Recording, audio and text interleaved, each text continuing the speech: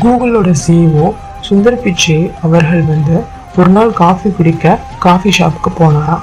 அவருக்கு பக்கத்துல இருக்க டேபிள்ல 5 ஸ்டூடெண்ட்ஸ் உட்காந்து காஃபி குடிச்சிட்டு இருக்காங்க. ஒரு கரப்பாம்பூச்சி அந்த ஸ்டூடெண்ட்ஸ்ல ஒருத்தர் மேல விழுந்துடுச்சு. உடனே அந்த பொண்ணு கத்தி ஆர்ப்பாட்டம் பண்ணி அதை தள்ளி விட்டுறாங்க.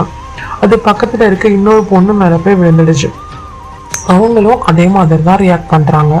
அப்போ அந்த பக்கமா போனா அந்த ஷாப்ல ஒர்க் பண்ற வெயிட்டர் மேல விழுந்துடுச்சு. ஆனா அவரு வந்து அந்த பூச்சி எங்கெல்லாம் போகுதுன்னு பார்த்து அதை பிடிச்சு வெளில விட்டுறாரு. இங்க வந்து அந்த ஸ்டூடெண்ட்ஸ் வந்து ரியாக்ட் பண்றாங்க.